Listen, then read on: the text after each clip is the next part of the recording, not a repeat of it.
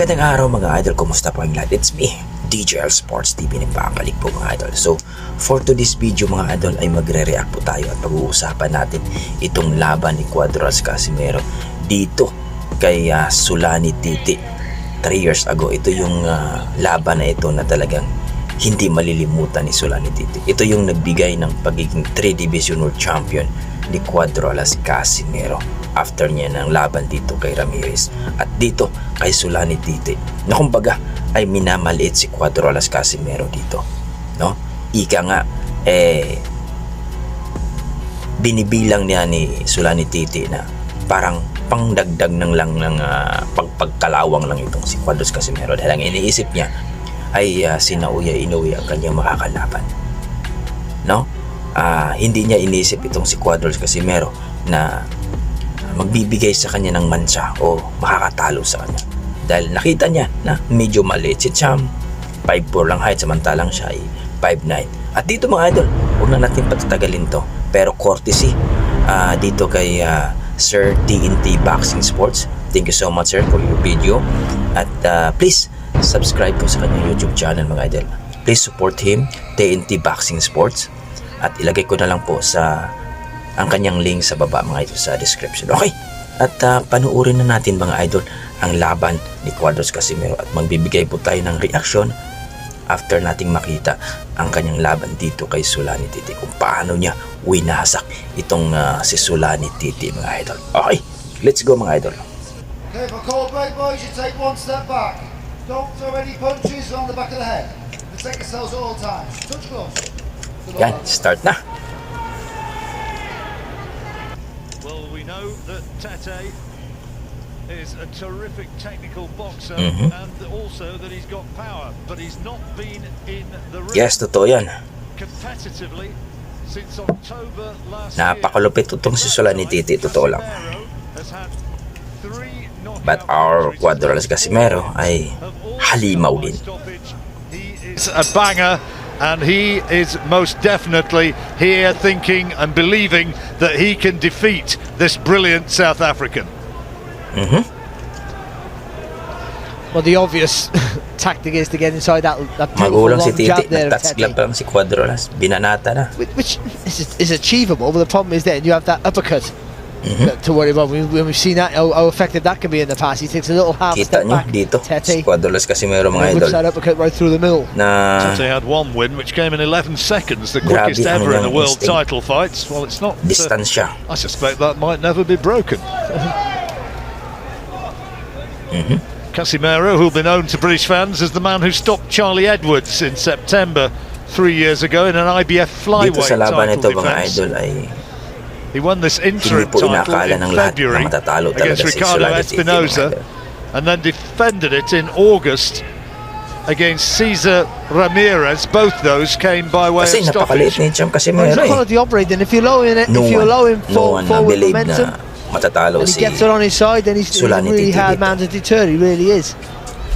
So for Tete, it's just keeping him in his place all the time, pivoting on that front foot, whipping that jab out, not shortening the Please gap. support this channel mga idol, itong the owner of this video, Only weighed 8 stone 4. TNT Boxing Sports. Please support Comfortably him. made the 8-6 limit. That's the crazy part of it. How he makes the weight relatively comfortable. It's never comfortable making any weight, but he doesn't look as drawn as you see other fighters, and that's one of life's mysteries. Grabe ang He wants distansya ni Cham the CASIMERO brilliant dito mga idol. Japanese fighter INOUE, who beat Nonito Donaire in that terrific fight. What was it, 3 weeks ago? Oh, great fight. Great fight, wasn't it? And it could have been Tate in the final had he been able to beat Donaire, but he pulled out of that Ang liit ni Cham Super CASIMERO. Series with a shoulder injury. It was the right arm, Parang the hindi right bantang shoulder. mo itong si And Titi. that sort of an injury, it's kind of psychological. He's got to trust himself to be able to throw it. Yeah, of course you have, because Grabe, again, that right distansya, hand, which is the jab hand, of course, and Tete is his most important weapon. On occasion, he kind of just does enough. We commentated on a fight over in Yekaterinburg Napakalupit. last year. It was that fight last October. And that was that sort of fight, wasn't it? He won by about a 4 or 5 point margin, but he never really took any risks at all. No, Taba ng utak ni Cham dito sa laban, grabe, no? He can stick in second gear, just pick you off and be happy with that. Hindi makatama si Titi. Well, fairly quiet opening round. Bell just Yun coming isa. up as Casimero tries to launch that right hand and just whips it through thin air. Yun yung isang tira ni Cham na hindi niya nakuha. Barry's verdict in a moment.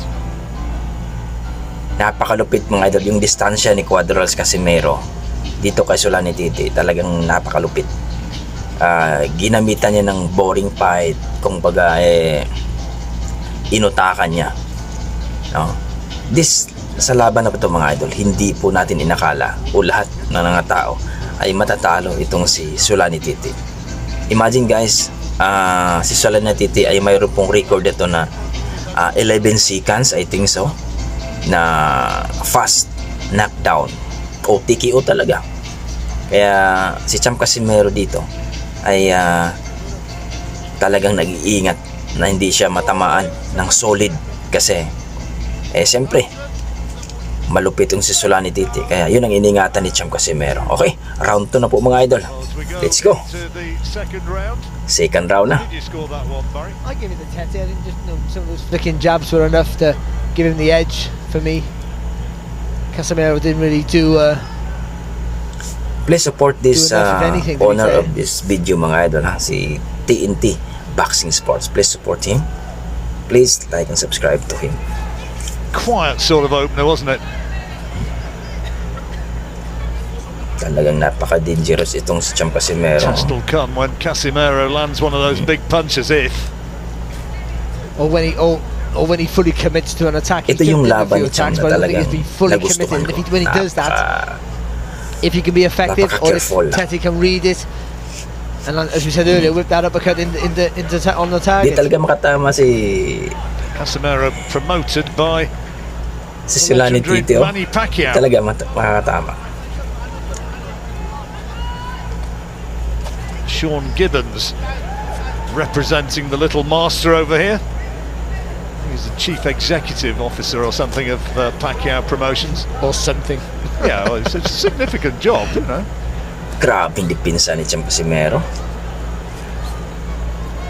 He introduced himself to me as that and also as the president, so I'm not sure which it was.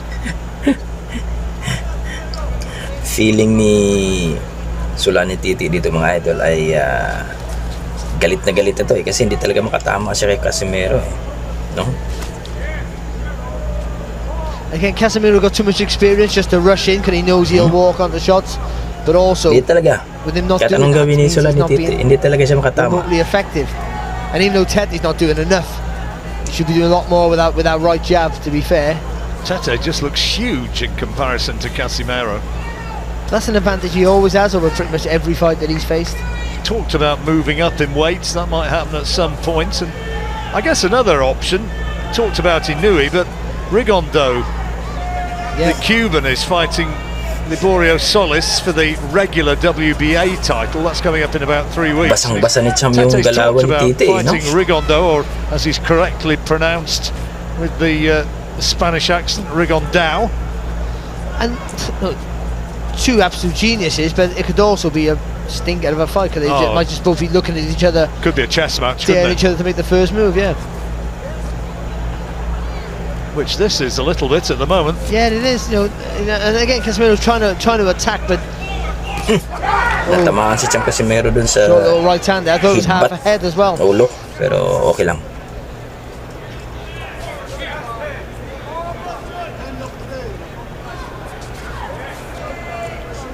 As ever, Tete's entourage came to the ring singing and Yan, dancing. tapos na yung As round the 2. second round So, ends. Yung round 2 mga idol, wala talagang nagawa si Sulani Titi. Gusto niyang ipatumba itong si Cuadras Casimero, pero wala. Malupit si Cham Casimero yung depensa, yung head movement niya, yung galawan niya, napakalupit, no? At hindi po niya makukuha talaga. Grabe.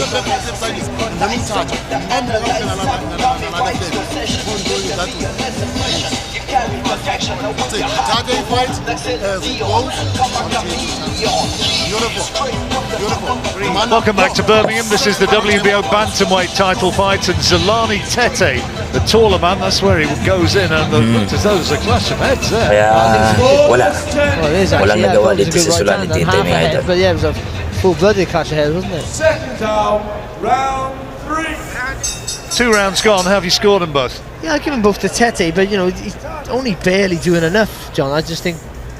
Well, it's what we said, isn't it? I mean, this Yeah, is what he did against Yan, si Mikhail Aloyan when he Noninera fought yung over in ano dito. Yekaterinburg in Russia Yan, last start na po ng round 3, October. mga idol.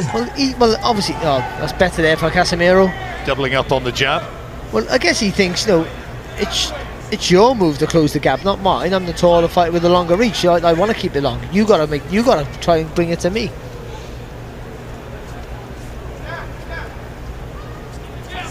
Packs of experience though, Casimero.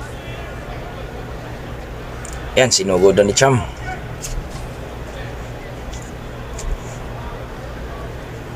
Got a record of 5 wins and 2 defeats in world title fights.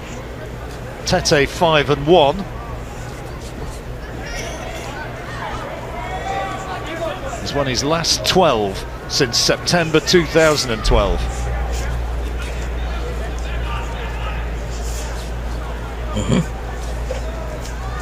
Nanggigil na si Cham Casimero dito. Oh, Casimero got him. Ito na yung round na He's got him with a talagang bot now. He's given it. He's got him with a body shot. Was it? Pinabagsak. On the chin, it was. It was a short right hook to the chin. And he's in trouble. He's all over the place. He's in real trouble. Tete's in a lot of trouble, and the referee wants to look at him. He's allowing it to continue, but can Casimero take him out here? Yun, It lasing. happened so quickly, and he's still got a long way to go in this round. There's 1 minute 20 seconds, and Ayan na. Tete still looks unsteady. Ayan na. He's got to buy some time here Ayan na. and make Casimero miss. Casimero Wala. needs to pick his punches, Ang and he lakas nun. can't find a clean shot, and he falls down. Tete, I don't think there was a punch which put him down. He just collapsed to the canvas. He's not Down recovered for from the second first time. shot. He's not recovered from the first knockdown. I'm sure of it. Referee asking, is he okay? Casimero wants to finish it right here, right now, and finish it he has. The title changes hands in sensational Kaya pa. fashion. Go! Zolani Ayan na. Tete stopped by John Real Tinapos na. Casimero of the Philippines, and the big South African favourite suffers Tinapos a na. defeat which was simply not expected, no way. Well, we're sat here just praising Tete up, and all of a sudden Casimero comes in with a short hook, sort of turns the body, hits Tete sort of flush on the chin, squared up, Unexpectable, mga idol. and that was it. He crumbled. It caught him on the blind side Hindi po from where ni-expect we're ng lahat sitting. yun. Grabe. I mean, you did well to pick that up because it was such a quick, short shot. It was. He jumped in the attack there, and you know, and we're saying how good Tete is, and he waits for you to make the mistake, waits for you to engage. But we didn't. We wasn't giving Casimero enough credit for Diba? the experience he has and how quick he can close the gap. And it was a lovely, short, powerful hook. Well, I think it was a right hook. Well, it's a minute or more, maybe 2 minutes now since that punch was landed. It's only just now that Tete's got back to his feet. He was Grabe, ang really lupit. badly stunned by We're this. going to see it now here. Nothing's happening. Then all of a sudden, look, he doubles up really quick, but the first one did all the damage, and he was gone. So nangyari po ito, mga idol, sa London, sa UK, kanilang laban. For That's right the on the right temple, hand. right on the temple, right shoulder, Yan right, na nga, so right on the slow-mo. temple, and he does it again, doubles it up again. But the first one did all the damage. He jumped in with a body shot, which initially I thought was what had done it, and then he lands with 2 right hands to the side of the head. Dito sentido And he's done. Now look at this now. There's nothing really clean, conclusive. He got caught on the top of the head there, Tete, but he wasn't recovered from the first one. You know, the referee could have easily stepped in after the first knockdown. But the referee was Steve Gray was right to step in there. Tete's not defending himself. His eyes were all over the place. And wow, what a win! Tete sitting down again on the stool in the ring. Grabe. He still looks very, very dazed by what's happened in there. Meanwhile, celebrations on the other side of the ring, hugs and kisses. for a new champion. And Casimero, of course, now is a 3-weight world champion, having been a former light fly and flyweight world champion. And here he is, putting himself right into the mix. Ang lupit. And they talked about Tete against INOUE. I wonder if it might be Casimero. 3-weight world champion. Ito yung nagbigay ng 3 division world champion. All-class fighter, but I just felt that he was too small, Don, didn't he? Too small coming up the weights, that he wouldn't be able to maybe cope with Tete's reach and physical size. But wow. And his speed as well, you know. Well, yeah, of course, yeah. But The fact that Tete hasn't fought for over a year, I wonder if that might be a maybe not, but I don't think you can take anything away from Casimero. What he's seen a gap. He took that step on the outside, to a lovely short right hook, caught him on the temple, doubled it up to make sure. So yun guys, no? At napanood natin yung laban ni Cuadrolas Casimero dito kay Sulani Titi 3 years ago, no? At doon po nangyari ito sa London. So thank you so much TNT Boxing Sports sa yung video at na-reaction po natin. Nakita natin dito mga idol, ito yung laban ni Cuadrolas Casimero na nagbigay sa kanyang 3 division world champion. At ito yung laban ni Cuadrolas na takot itong si Naoya Inoue, ang monster ng Japan. Ayaw niyang labanan si Cuadrolas kasi imagine nyo yung ginawa niya, napaka easy fight lang itong si Sulani Titi, no? Kaya ayaw niyang labanan for unified sa WBO versus IBF sa bantamweight dati. Kaya marami mga boxing fans nagsasabi ito yung dahilan kung bakit ayaw talaga ni Naoya Inoue na labanan si Cuadrolas, kasi alam niya sa sarili niya at ang buong team niya na si Cuadrolas Casimero lamang ang may kakayahan na talunin siya o ma-TKO talaga siya kung magkataon. So nakita natin sa laban yung pasyensya ni Cuadrolas, yung timing at lakas na talagang dinadaan niya sa boring fight, pero may nakahanda palang bala. So masasabi ko dito mga idol, napaka unpredictable movement si Cuadrolas. Ang dami niyang ginawang strategy doon, no? Ika nga dito yung shocking, yung pinigla niya si Sulani Titi. Lakas at timing yung ginamit niya dito.